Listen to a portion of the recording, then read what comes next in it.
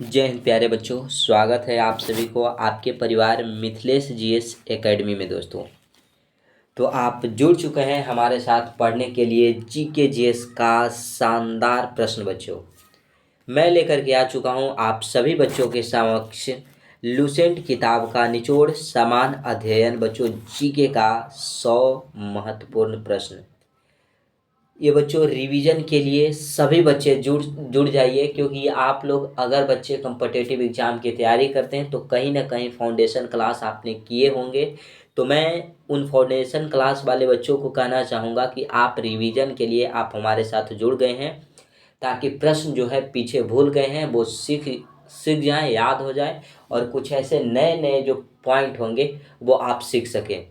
तो वैसे बच्चों के लिए मैं लेकर के आ चुका हूँ लूसेंट किताब का निचोड़।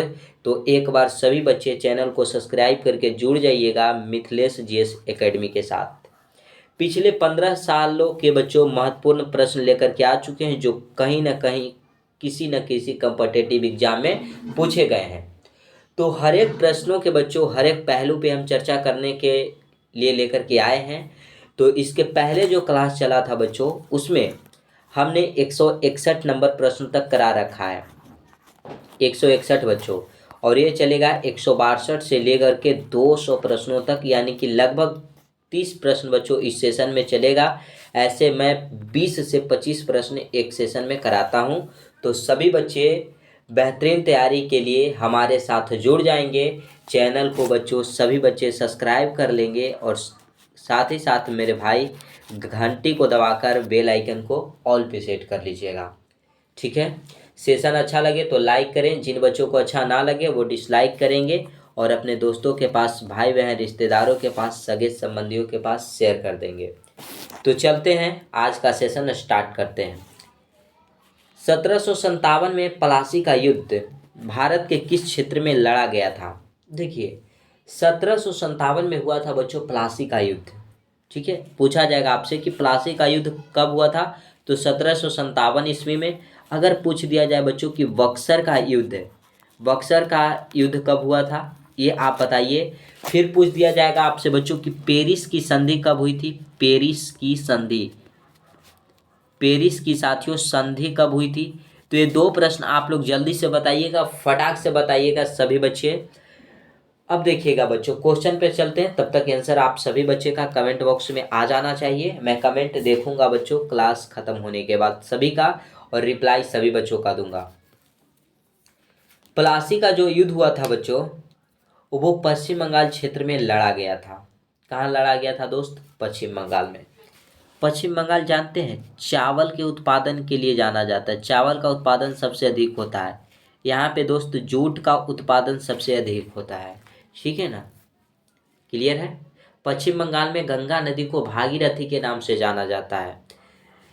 अब ये देखिएगा दोस्तों, बक्सर का युद्ध, बक्सर का युद्ध जो भी बच्चे नहीं बताए हैं, जिनको नहीं याद होगा वो याद कीजिएगा, 1764 ईस्वी में हुआ था।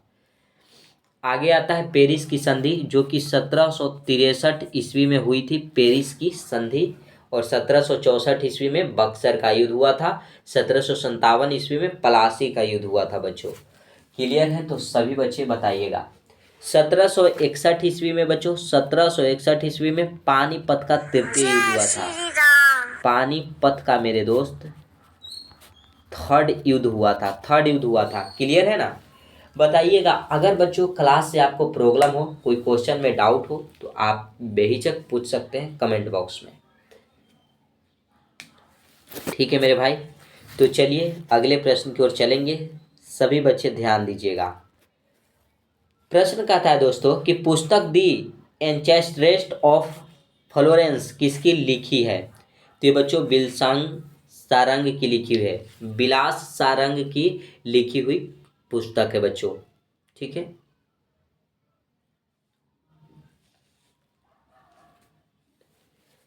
अगला प्रश्न देखिएगा, अगला क्या कहता है।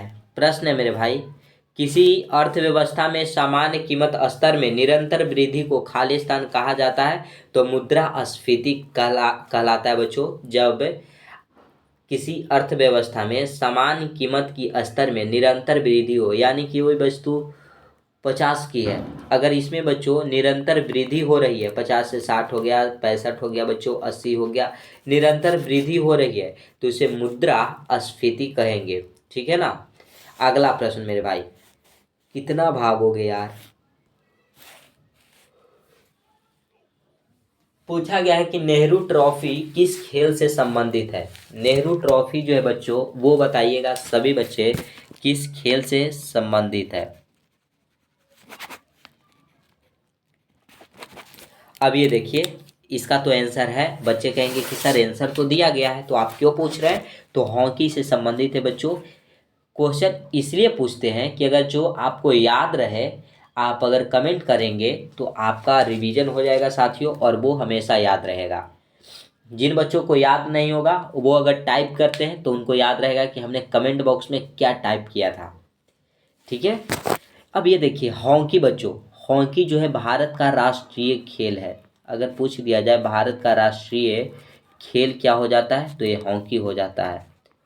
हॉकी को बच्चों, हॉकी का जादूगर किसे कहा जाता है, जादूगर, जादूगर किसे कहा जाता है ये बताइएगा। ये कहा जाता है बच्चों मेजर ध्यानचंद्र को, ध्यान चंद्र जी को हॉकी का जादूगर कहा जाता है। हॉकी में प्लेयर कितने होते हैं मेरे भाई, PLAYER, प्लेयर कितने होते हैं, 11 प्लेयर होते हैं एक टीम में बच्चों, दूसरे टीम में भी 11 होते हैं। क्रिकेट में भी मेरे भाई, क्रिकेट में भी 11 ही प्लेयर होते हैं। क्या दोस्तों क्लियर है, क्लियर है साथियों। अब अगला प्रश्न देखिएगा, विजय हजारे ट्रॉफी किस खेल से संबंधित है, क्रिकेट से संबंधित है। हमारा भारत जो है साथियों क्रिकेट जगत में, भारत जो है वो क्रिकेट जगत में T20 वर्ल्ड कप कितने जीता, T20 वर्ल्ड कप बच्चों कितने जीता बताइएगा। तो बच्चों T20 वर्ल्ड कप क्रिकेट जगत में बच्चों 2 बार जीता है। एक जीता था 2007 ईस्वी में और एक बच्चों 2024 ईस्वी में। ठीक है, तो ये दोनों याद रखिएगा।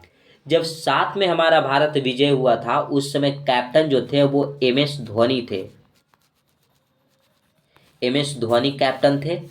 ठीक है, और फिर बच्चों 2024 में जब भारत विजयी हुआ तो उस समय रोहित शर्मा कैप्टन थे, रोहित शर्मा। ठीक है, कैप्टन कौन थे, रोहित शर्मा, और MS धोनी 2007 में थे। MS धोनी जो है साथियों अपने कैप्टेंसी के दौरान ही, कैप्टेंसी के दौरान साथियों क्या किए हैं, एक 2011 ईस्वी में चैंपियन ट्रॉफी भी जिताई है। ठीक है, क्लियर है दोस्तों। अगले प्रश्न की ओर चलेंगे, अगला सभी बच्चे ध्यान दीजिएगा। और 2011 में वर्ल्ड कप भी जिताए हैं।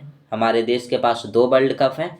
एक वर्ल्ड कप बच्चों, एक वर्ल्ड कप 1983 ईस्वी में जीता क्रिकेट जगत में, वर्ल्ड कप 1983 में बच्चों, और एक 2011 में जिताया गया।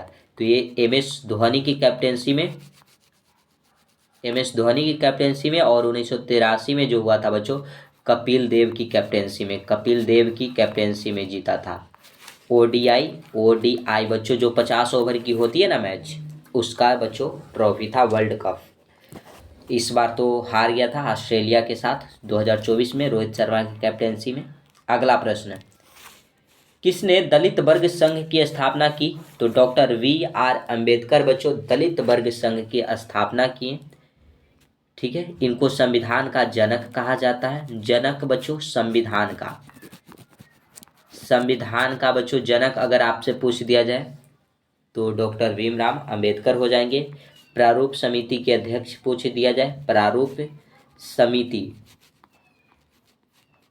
का अगर आपसे अध्यक्ष पूछ दिया जाए तो आप क्या बताइएगा, तो BR अंबेडकर जी हो जाएंगे। ठीक है साथियों, BR अंबेडकर ने आर्टिकल 32 को संविधान का आत्मा कहा है। संविधान का क्या कहा है दोस्तों, संविधान का आत्मा कहा है, आत्मा। संविधान का आत्मा बच्चों प्रस्तावना को भी कहा जाता है। प्रस्तावना को संविधान का आत्मा किसने कहा, तो ठाकुरदास भार्गव ने कहा है। ये सब याद रखिएगा, ये सब बच्चों डायरेक्टली एग्जाम से रिलेटिव है बच्चों, एग्जाम में डायरेक्टली पूछे जाते हैं ये सब प्रश्न। अगला प्रश्न, भारत का प्रथम मुख्य चुनाव आयुक्त कौन थे? तो सुकुमार सेन हो जाएंगे। तेलंगाना किस वर्ष भारत का 29वां राज्य बना? तो 2014 में बना है बच्चों तेलंगाना भारत का 29वां राज्य। भारत में तो अभी 28 राज्य और 8 केंद्र शासित प्रदेश हैं। भारत के राष्ट्रीय ध्वज को कब स्वीकार किया गया? राष्ट्रीय ध्वज यानी तिरंगा बच्चों 22 जुलाई 1947 को स्वीकार किया गया। ये राष्ट्रीय ध्वज है जिसका डिजाइन किसने तैयार किया था? डिजाइन बच्चों, डिजाइन तैयार किसने किया? तो पिंगली बैकिया हो जाएंगे, पिंगली बैकिया। पिंगली बैकिया ने बच्चों राष्ट्रीय ध्वज का डिजाइन तैयार किया और उसके बाद महात्मा गांधी को सौंप दिया, जिसको संविधान सभा ने 22 जुलाई 1947 को स्वीकार कर लिया था। ठीक है ना। अगला प्रश्न है, अगर बच्चों कोई डाउट हो आपको क्लास से तो आप ज़रूर पूछेंगे बच्चों, डाउट को आप क्लियर करना चाहेंगे हमारे कमेंट बॉक्स में कमेंट करके। सभी बच्चों का कमेंट देखूंगा और उसका रिप्लाई तो मैं देता हूं बच्चों। आप कमेंट एक बार कीजिए, रिप्लाई नहीं दूंगा तो आप फिर से कमेंट कीजिए। सर आपने मुझे कोई रिप्लाई नहीं दिया सर। देखिए कुछ देर हो सकती है लेकिन रिप्लाई आपको उसी दिन मिलेगा जिस दिन आप कमेंट करेंगे। अगला है, सर्वोच्च न्यायालय के न्यायाधीश के सेवानिवृत्ति की आयु कितनी होती है? ये होती है बच्चों 65 वर्ष। सर्वोच्च न्यायालय के जो न्यायाधीश होते हैं उनके सेवानिवृत्ति की आयु जो होती है वो 65 वर्ष होती है, 65 ईयर्स होती है बच्चों। हमारे मतदान करने की आयु कितना है बच्चों? तो मतदान करने की आयु है 18 वर्ष। पहले था 21 वर्ष बच्चों, लेकिन उससे घटा करके 18 वर्ष कर दिया गया। ठीक है। अगला प्रश्न, पत्रिका केसरी की शुरुआत किसने की? तो बाल गंगाधर तिलक ने बच्चों। हरिजन पत्रिका का संपादक कौन है? हरिजन, हरिजन पत्रिका। ये बच्चे सब कहेंगे कि सर हरिजन है, तो हरिजन की बात आती है तो अंबेडकर साहब को याद किया जाता है, लेकिन यहाँ जानिएगा कि हरिजन पत्रिका के संपादक थे महात्मा गांधी। महात्मा गांधी जी हो जाएंगे। क्या मेरे दोस्त यहाँ तक डाउट क्लियर है? बताइएगा। नेक्स्ट आता है कि चौक पुराना भारत की किस क्षेत्र की लोक कला है? यह उत्तर प्रदेश की लोक कला है दोस्तों। उत्तर प्रदेश की शास्त्रीय नृत्य पूछ दिया जाए तो कथक हो जाता है, कथक। उत्तर भारत यानी कि उत्तर प्रदेश की शास्त्रीय नृत्य हो जाएगी। आगे आता है प्रश्न, देखिएगा। क्वेश्चन है साथियों कि राष्ट्रीय एकता परिषद का अध्यक्ष कौन होता है? तो ये प्रधानमंत्री जी जो हैं वो राष्ट्रीय एकता परिषद के अध्यक्ष होते हैं। आपसे पूछा जाए कि योजना आयोग बच्चों, योजना आयोग के अध्यक्ष कौन होते हैं? योजना आयोग के अध्यक्ष तो हो जाते हैं हमारे प्रधानमंत्री। पूछ दिया जाएगा बच्चों नीति आयोग, नीति आयोग के साथियों अध्यक्ष कौन होते हैं? तो ये सब प्रधानमंत्री जी होते हैं। ठीक है ना। योजना आयोग पूछा जाए तो प्रधानमंत्री, नीति आयोग बच्चों तो प्रधानमंत्री हो जाएंगे। अगले प्रश्न पे चलते हैं, देखिएगा। पुष्पों को क्रम से लगाने की जापानी कला को क्या कहा जाता है? तो इकेवाना कहा जाता है दोस्तों।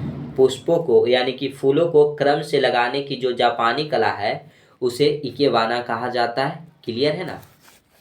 अगर साथियों अगर कोई डाउट हो ना तो ज़रूर कमेंट बॉक्स में कमेंट से पूछ सकते हैं आप हमसे। भारत की सीमा के भीतर स्वतंत्र रूप से गमनागमन भारतीय संविधान के तहत एक मौलिक अधिकार है। मौलिक अधिकार है बच्चों आर्टिकल 19। देखिए मौलिक अधिकार के बारे में बात किया जाए, मौलिक कर्तव्य के बारे में बात किया जाए ना दोस्तों, तो आप क्या बताइएगा। देखिए मौलिक अधिकार हमने कहाँ देखा, ये देखा दोस्तों, मिटाते हैं। मौलिक अधिकार ये दोनों को साथियों हम लॉक करते हैं, मौलिक को भी लॉक करते हैं और अधिकार को भी लॉक करते हैं। पूछा जाएगा यह कहाँ के संविधान से लिया गया है मौलिक अधिकार? तो यूएसए के संविधान से लिया गया है। यूएसए के संविधान से बच्चों संयुक्त राष्ट्र अमेरिका के संविधान से लिया गया है, जिसका वर्णन जो है वो भाग 3 में आपको देखने को मिलेगा। ठीक है। अगर आपसे पूछ दिया जाता साथियों मौलिक कर्तव्य, मौलिक कर्तव्य, मौलिक कर्तव्य देखिएगा हैं बच्चों हमारे मौलिक कर्तव्य 11 संविधान में। ठीक है, पहले 10 थे लेकिन जोड़ा गया था बच्चों कि जो 6 वर्ष से 14 वर्ष की आयु के जो बच्चे हैं उनको निःशुल्क शिक्षा के प्रावधान कराई जाएगी। ये बच्चों 11वां जोड़ा गया था। तो मौलिक कर्तव्य जो थे वो रूस देश के संविधान से लिए गए थे। कहाँ से दोस्तों? रूस से, जिसका वर्णन है भाग 4 क में। भाग 4 क में अगर आर्टिकल पूछ दिया जाए साथियों तो 51 क में है, 51 क में हो जाएगा। क्लियर है ना? अगर केवल 4 की बात किया जाए तो डीपीएसपी राज्य के नीति निर्देशक सिद्धांत जो है बच्चों, जिसका वर्णन भाग 4 में है। ये आयरलैंड के संविधान से लिया गया है, डीपीएसपी। ठीक है, ये भाग 4 हो जाएगा। ये कहाँ से लिया गया बच्चों? आयरलैंड के संविधान से, आयरलैंड के संविधान से हो जाएगा। अगला प्रश्न मेरे भाई, पानीपत की दूसरी लड़ाई किनके किनके बीच लड़ा गया? तो अकबर और हेमू के बीच जो था बच्चों, पानीपत का द्वितीय युद्ध हुआ था। अगला प्रश्न, ये द्वितीय युद्ध बच्चों 1556 में हुआ था, याद रखिएगा। भारत में तांबे का तीसरा सर्वाधिक उत्पादन राज्य, तो झारखंड हो जाएगा। झारखंड जो है बच्चों तांबे का उत्पादन में भारत का तीसरा सबसे बड़ा राज्य है। यहाँ पे कोयला का उत्पादन सबसे अधिक होता है। कोयला बच्चों अगर पूछ दिया जाए सबसे अधिक उत्पादन कहाँ होता है, तो झारखंड राज्य में होता है। अगला आता है कि भारत पृथ्वी के किस गोलार्ध में स्थित है? तो उत्तरी गोलार्ध में स्थित हो जाएगा। ये देखिए, ये हमारा पृथ्वी है बच्चों, ये 0 डिग्री देशांतर रेखा और ये 0 डिग्री अक्षांश रेखा। हमारा भारत जो है यहाँ पे है। तो ऊपर जाते हैं आप तो उत्तरी अक्षांश, ये बच्चों गोलार्ध हो गया, ऊपरी अक्षांश हो गया। इससे अगर ऊपर जाते हैं तो उत्तरी अक्षांश, नीचे आते हैं बच्चों तो दक्षिणी अक्षांश। तो ऊपर है ना हमारा भारत, ये उत्तरी गोलार्ध है, पूर्वी देशांतर में है। पूरब इधर पूरब में, इधर पश्चिम, तो देशांतर इधर आएगा तो देशांतर में हो जाएगा साथियों। तो उत्तरी गोलार्ध में हमारा भारत स्थित है। तारे का रंग इंगित करता है, तो ताप को बच्चों, टेम्परेचर को इंगित करता है तारे का रंग। आगे है, किस भारतीय राज्य में सूर्योदय सबसे पहले होता है? अरुणाचल प्रदेश बच्चों हमारे भारत का सबसे पूर्वी राज्य है, इसी वजह से अरुणाचल प्रदेश में सूर्योदय सबसे पहले होता है। ठीक है, क्लियर है साथियों? तो आप सभी बच्चे बताइएगा। अगर देश की बात कर दिया जाए, सूर्योदय सबसे पहले किस देश में होता है? तो देखिए, सबसे पूर्व में देश है जापान। जापान है दोस्तों, इसीलिए इसे यहाँ पे सूर्योदय सबसे पहले होता है और जापान को सूर्योदय का देश कहा जाता है। क्लियर है ना? क्लियर है मेरे भाइयों एवं बहनों, मेरे शेर शेरनियों, आप सभी बच्चे बताएं। अरुणाचल प्रदेश साथियों यह 3 देशों के साथ सीमा बनाती है, 3 देशों के साथ। भारत का अरुणाचल प्रदेश राज्य जो है वो 3 देशों के साथ सीमा बनाती है। एक चीन हो गया, एक हो जाता है बच्चों म्यांमार हो जाता है, म्यांमार हो जाता है बच्चों, एक हो जाता है भूटान। ठीक है ना? क्लियर है? तो सभी बच्चे बताएं। अगला प्रश्न देखिएगा, अगला क्या है, शिवाजी को राजा की उपाधि किसने प्रदान की थी? तो औरंगजेब ने साथियों शिवाजी को राजा की उपाधि प्रदान की थी। क्या साथियों यहाँ तक क्लियर हो जाएगा कि शिवाजी को राजा की उपाधि किसने प्रदान की थी? तो आप क्या बताइएगा साथियों? ते हो जाएंगे औरंगजेब।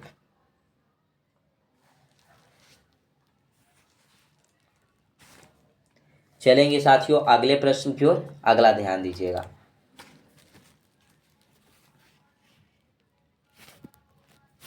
भारत के किस राज्य में कवियों की प्रतिशत संख्या सबसे अधिक है? तो छत्तीसगढ़ राज्य में साथियों कवियों की जो संख्याओं का प्रतिशत है वो सबसे अधिक है। कौन सी नदी बेसिन भारत के 10 से अधिक राज्यों द्वारा साझा की जाती है? ये गंगा नदी हो गई, जो कि भारत की सबसे लंबी नदी है। भारत की मेरे भाई सबसे लंबी नदी, सबसे लंबी नदी हो जाएगी, जिसकी लंबाई है 2525 किलोमीटर। ठीक है ना मेरे दोस्त? गंगा नदी की लंबाई पूछी जाएगी तो 2525 किलोमीटर हो जाएगा। किस युद्ध से भारत में मुगल राज्य की नींव पड़ी? तो पानीपत की प्रथम युद्ध जो कि 1526 ईस्वी में हुआ था, बाबर और इब्राहिम लोदी के बीच। किसके बीच बच्चों? बाबर एंड इब्राहिम लोदी, केवल लोदी लिख देते हैं, लोदी, लोदी के बीच, जिसमें लोदी की क्या हुई थी? हार हो गई थी, और बाबर की क्या हुई थी बच्चों? जीत हुई थी। बाबर जो था वो मुगल वंश का संस्थापक था, संस्थापक। ठीक है ना। अगला प्रश्न देखिएगा बच्चे, जितना आपको पढ़ाना होगा हमें, हम पढ़ाते रहेंगे। आप लोग केवल जो नहीं आता है उसे नोट कीजिएगा, और जो आता है उसे कमेंट बॉक्स में कमेंट कीजिएगा। भारत और भूटान के बीच की सीमा भारतीय राज्यों से लगती है। 4 राज्यों से बच्चों लगती है। ठीक है ना। क्लियर है साथियों। अगर पूछा जाए आपसे कि 4 राज्य कौन कौन हैं जो भूटान के साथ सीमा बनाती है, भूटान के साथ सीमा बनाती है साथियों, तो हमने ऊपर ही बताया कि एक अरुणाचल प्रदेश है, अरुणाचल प्रदेश। हमने बताया ना बच्चों कि अरुणाचल प्रदेश 3 देशों के साथ सीमा साझा करती है, चीन हो गया, म्यांमार हो गया, और एक भूटान हो गया। तो देखिए पहला में अरुणाचल प्रदेश आ जाता है, फिर बोलिएगा कि और कौन है सर? तो एक असम आ जाता है, असम राज्य आ जाता है। बोलिएगा कि सर असम तो हो गया, और कौन आता है सर? तो वेस्ट बंगाल आता है, यानी पश्चिम बंगाल आता है साथियों। फिर और कौन आता है सर? तो सिक्किम आता है। सिक्किम एक विदेशी राज्य था। क्या था बच्चों? विदेशी राज्य था, जिसे 35वां संविधान संशोधन के द्वारा इसे हमारे भारत का राज्य बनाया गया, और 36वां संविधान संशोधन के द्वारा बच्चों पूर्ण राज्य का दर्जा दे दिया गया। ठीक है, क्लियर है साथियों। अगला प्रश्न, यहाँ तक क्लियर है तो सभी बच्चे जरूर बताएंगे क्लियर है दोस्तों। भारत की स्थलीय सीमा की लंबाई कितनी है? 15,200 किलोमीटर। कितनी दोस्तों? 15,200 किलोमीटर हो जाएगी।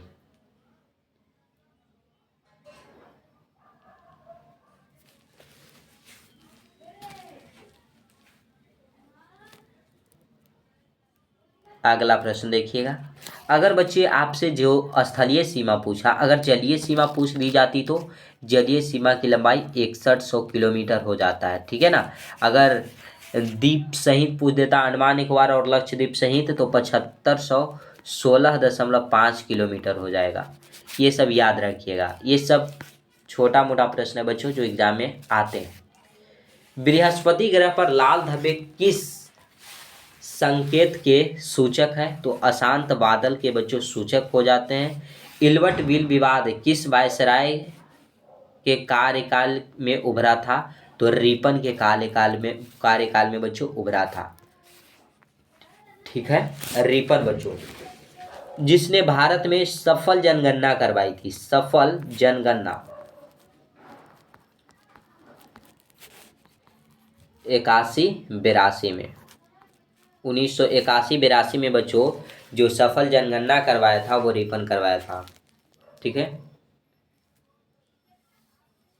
सॉरी 1900 नहीं बच्चों, 1800 हो जाएगा। 1881, अरे यार 1881-82 में रिपन के द्वारा भारत में पहली सफल जनगणना की शुरुआत की गई थी। 1871-72 में भी हुआ था, तो लॉर्ड मेयो के शासनकाल में, जो कि असफल हो गया था साथियों। अगला प्रश्न है, कौन सा देश भारत के साथ सबसे लंबी सीमा साझा करता है? तो बांग्लादेश करता है बच्चों 4096 किलोमीटर।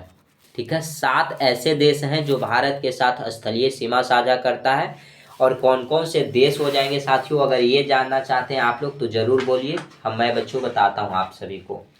देखिएगा, पहला था बच्चों पाकिस्तान, अफगानिस्तान हो जाता है, चीन हो जाता है, नेपाल हो जाता है साथियों, भूटान हो जाता है, म्यांमार हो जाता है, और बांग्लादेश हो जाता है।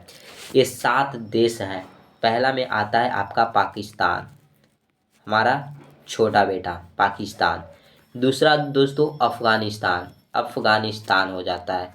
तीसरा में चीन हो जाता है बच्चों, चीन। चौथा में चीन के बाद नेपाल बोल लीजिए, नेपाल। पांचवा में बोल लीजिए साथियों भूटान, भूटान। अगर छठा में बोलेंगे तो म्यांमार बोल लीजिए, म्यांमार हो जाएगा, जो पहले बर्मा के नाम से जाना जाता था। और सातवां बच्चों बांग्लादेश, बांग्लादेश हो जाएगा।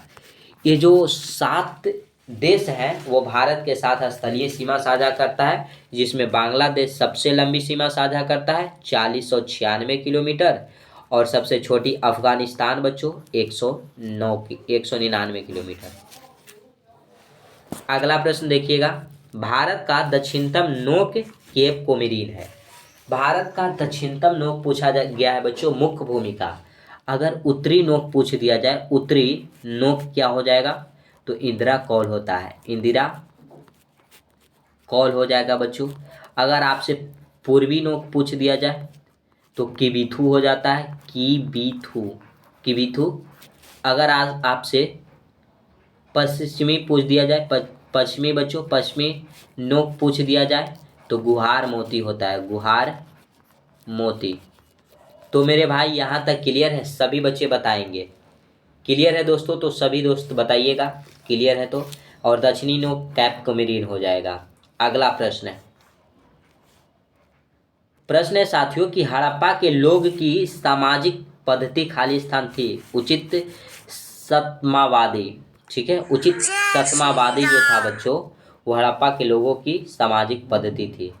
हड़प्पा की अगर खोज की बात कर दिया जाए सभी बच्चे से कि खोज कब हुई, तो खोज हुई थी बच्चों 1921 ईस्वी में। कहाँ, रावी नदी के तट पे, पाकिस्तान में बच्चों, पाकिस्तान में, जिसकी खोज किए थे दयाराम साहनी। अरे यार हटो ना यार, दयाराम साहनी हो जाएंगे। ठीक है ना, क्लियर है साथियों। अगला प्रश्न है, प्रश्न अगला आता है कि एकमात्र भारतीय राज्य कौन सा है जिसकी सीमा सिक्किम राज्य से जुड़ी हुई है। देखिए, सिक्किम राज्य से केवल जुड़ी हुई है बच्चों पश्चिम बंगाल। यहाँ से ऐसे पश्चिम बंगाल आता है दोस्तों, पश्चिम बंगाल ऐसे, फिर ऐसे करके यहाँ से ऐसे चला जाता है, और सिक्किम बच्चों इसी के ऊपर ऐसे यहाँ तक है, बस इसके साथ और कोई नहीं लगता। इधर में है बच्चों बिहार, यहाँ पे है बिहार, यहाँ पे है। ठीक है, बिहार यहाँ पे हो जाएगा, पश्चिम बंगाल यहाँ पे हो जाएगा, और यहाँ पे भूटान हो जाएगा दोस्तों, भूटान, ये यहाँ पे नेपाल हो जाएगा। किसके साथ लगेगा, केवल बच्चों पश्चिम बंगाल के साथ ही लगता है। अगला प्रश्न, सिंधु घाटी के घर किससे बनाए जाते थे, तो ईंट के बनाए जाते थे। सिंधु घाटी की जब घरें बनती थी वो ईंट की बनाई जाती थी। अगली आती है प्रश्न, अगला प्रश्न दोस्तों, कौन सी जल संधि अंडमान और निकोबार द्वीप समूह को अलग करता है, तो 10 डिग्री चैनल बच्चों, यानी जल संधि वो अंडमान और निकोबार द्वीप समूह को अलग करता है। हड़प्पा की सभ्यता की युग थी, तो कांस्य युग थी। हड़प्पा सभ्यता की जो युग थी साथियों, वो कांस्य युगीन थी। अगला आता है प्रश्न, किस भारतीय राज्य की सीमा चीन, नेपाल और भूटान से जुड़ी हुई है, तो सिक्किम राज्य। हमने बताया ना कि ये पश्चिम बंगाल हो गया, ये पश्चिम बंगाल हो गया बच्चों, यहाँ पे हमारा सिक्किम है, यहाँ सिक्किम है, इधर में नेपाल हो जाता है, इधर में बच्चों भूटान हो जाता है, भूटान हो जाता है, और ऊपर में चीन हो जाता है। तो ये तीनों देशों के साथ लगी हुई है सीमा सिक्किम की। सिक्किम जो है वो जनसंख्या की दृष्टि से, जनसंख्या की दृष्टि से बच्चों भारत का सबसे छोटा राज्य है, सबसे छोटा राज्य है। अगला आता है कि भारत में 5वीं शताब्दी के प्राचीन विश्वविद्यालय की स्थापना कहाँ हुई थी, तो नालंदा में हुई थी बच्चों, नालंदा विश्वविद्यालय। ठीक है, ये बच्चों बिहार में है, और ये सबसे पहला विश्वविद्यालय है साथियों। आगे आता है, मिजोरम राज्य की राजधानी आइजोल हो जाता है। भारत को कितने भौगोलिक क्षेत्रों में बांटा गया, तो 6 भौगोलिक क्षेत्रों में बांटा गया है। और ये रहा बच्चों शायद आज का आपके सेशन का लास्ट प्रश्न। हमने 40 प्रश्न इस सेशन में कराया। हड़प्पा सभ्यता की खोज 1921 ईस्वी में रावी नदी के तट पे, अभी तो बताया, दयाराम साहनी के द्वारा कराया गया था। पाकिस्तान में पड़ता है, पाकिस्तान में पड़ता है। तो साथियों ये आज का सेशन समाप्त हुआ। सभी बच्चे कमेंट बॉक्स में तो एक ही कमेंट कीजिएगा ना कि सर ये सेशन अच्छा लगा, या तो फिर सर ये सेशन ख़राब लगा। जिन बच्चों को अच्छा लगेगा वही बच्चे सेशन को लाइक करेंगे, जिन बच्चों को अच्छा नहीं लगेगा वो बच्चे डिसलाइक करेंगे। दोस्तों के पास, भाई बहन रिश्तेदारों के पास शेयर कर दीजिएगा। चैनल को जो भी बच्चे सब्सक्राइब नहीं किए हैं वो सब्सक्राइब करके घंटी को दबाकर बेल आइकन को ऑल पे सेट कर लीजिएगा, ताकि डेली के क्लास का नोटिफिकेशन मिले साथियों और आप क्लास में जुड़ सकेंगे। सुबह और शाम दोनों टाइम आप लोगों का क्लास चलता है, जो कि भारत के सभी कम्पिटिटिव एग्जामों के लिए बहुत ज़रूरी है। और पिछले वर्षों के देखते हुए बच्चों, PYQ को देखते हुए ये प्रश्न चूज किया जाता है, जो आपके और आपके लाइफ के लिए बहुत ज़रूरी है। तो आज यहीं तक रखेंगे। जय हिंद प्यारे साथियों, वंदे मातरम।